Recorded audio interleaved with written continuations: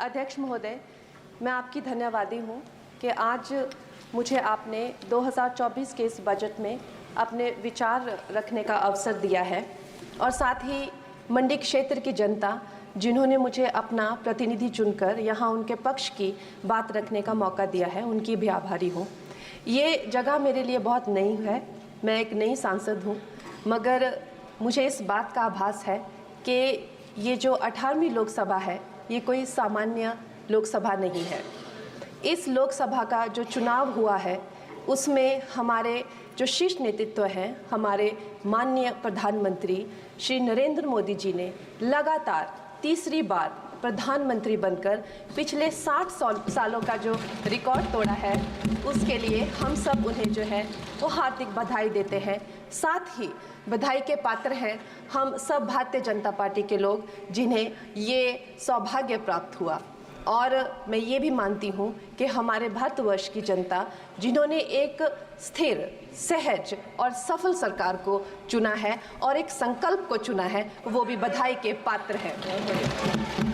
महोदय जी, हम सब जानते हैं कि आज से 10 साल पहले हमारे देश की अर्थव्यवस्था का क्या हाल था।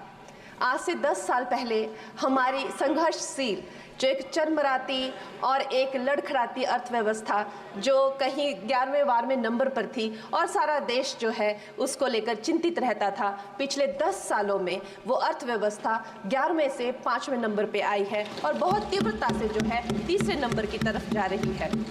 ये जो 2024 का बजट है ये सब वर्गों को जो है वो शक्ति प्रदान करने वाला बजट है। इस बजट से जो है वो हमारी अर्थव्यवस्था को भी तीव्रता मिलेगी महोदय जी। और जो हमारा 2047 का जो संकल्प है कि विकसित भारत का जो संकल्प है, हम प्रथम इकोनॉमी बनेंगे, वो भी इस बजट से हम पूरी उम्मीद है एक कदम हम उस संकल्प के जो है वो करीब जाएंगे। महोदय जी, पिछले साल हमारे हिमाचल प्रदेश में एक बहुत बड़ा प्राकृतिक संकट आया, एक बहुत बड़ी बाढ़ आई जिससे न जाने कितने जन, धन, पशु, ज़मीन की हमारे लोगों को जो है वो हानि हो गई। लेकिन दुख की बात यह है कि अभी भी हमारा हिमाचल प्रदेश जो है उस त्रासदी के प्रभाव से जो है उसके प्रभाव से उसकी हानि से बाहर नहीं आ पा रहा है। और उसका जो मूल कारण है वो है वहाँ की जो कांग्रेस की सरकार है, उनका जो लापरवाही है और उनकी जो भ्रष्टाचार नीतियां हैं। आज भी हमारे लोग जो हैं उस बाढ़ के प्रभाव से जो पीड़ित हैं। मैं आदरणीय और माननीय हमारी जो वित्त मंत्री हैं श्रीमती सीतारमण जी का मैं आभार व्यक्त करती हूं कि उन्होंने हमारी हिमाचल की जनता के लिए जो है एक स्पेशल रिलीफ फंड की जो घोषणा की है। हम सब हिमाचल वासियों की तरफ से हम आपका अभिनंदन करते हैं और हम आपका आभार प्रकट करते हैं।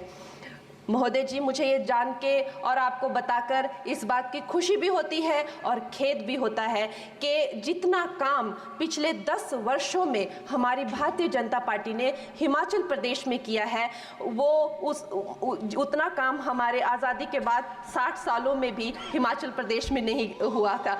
आप सब हिमाचल जाते रहे होंगे। वर्षा, it is her maiden speech. आप सब हिमाचल जाते रहे होंगे और आप सब ने देखा होगा कि वहाँ पर जो है आज से आज़ादी के 60 साल तक सिर्फ कुछ रोड्स बने थे और वो भी हमारे माननीय जो पूर्व प्रधानमंत्री अटल बिहारी जी रहे हैं, उन्होंने अपने कार्यकाल में जो है वो ग्रामीण प्रधानमंत्री सड़क योजना के अंतर्गत वो रोड बनाए थे। लेकिन पिछले 10 वर्षों में प्रधानमंत्री नरेंद्र मोदी जी की सरकार ने हमारे क्षेत्र को जो है एम्स, IIIT, IIM जैसे वैश्विक स्तर के जो है वो संस्थान दिए हैं और वंदे भारत जैसी ट्रेन को हमारे हिमाचल में पहुंचाया है।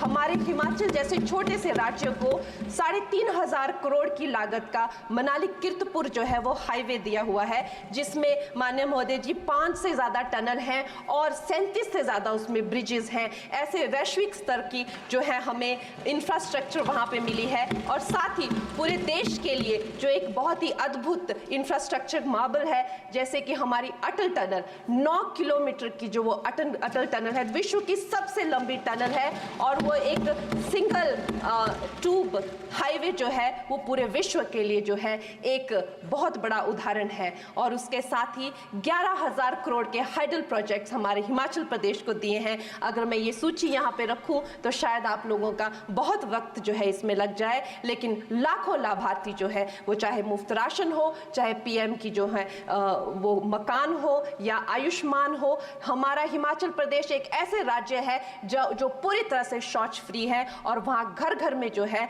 वो गैस चूल्हे का कनेक्शन लगा है। एक भी माता, एक भी बहन गैस चूल्हे के कनेक्शन के बिना नहीं है। और मेरा ये जो सौभाग्य है 18वीं लोकसभा में, महोदय जी, मेरा ये सौभाग्य है कि जब मैं यहाँ पे आई थी तब महिला आरक्षण बिल, जो राजनीति में महिलाओं को जो है 33% आरक्षण देता है, वो बिल भी पारित हुआ था। तो मेरे लिए बड़ी ही ये सौभाग्यशाली जो है 18वीं जो लोकसभा है। और मैं ये कहना चाहूँगी कि ये जो बिल है ये अवश्य ही एम्प्लॉयमेंट हो या चाहे स्टार्टअप इनोवेशंस हो, चाहे हमारे गरीब और मिडिल क्लास को टैक्स रिलैक्सेशन हो या हमारे जो अन्नदाता किसान हो उन पे फोकस हो। ये मैं इसे होलसम बजट कहती हूँ। और मेरी एक प्रार्थना रहेगी हमारे सरकार से कि हमारे मंडी क्षेत्र में अगर एक इंटरनेशनल एयरपोर्ट हो तो अवश्य ही हमारी जनता का टूरिज्म की दृष्टि से बहुत कल्याण होगा। वो हमें ज़रूर इस विषय में सोचें। और मुझे लगता है ये जो बजट है हम हिमाचल के वासी जो हैं इसका पूरी तरीके से जो है वो वेलकम करते हैं। और धन्यवाद।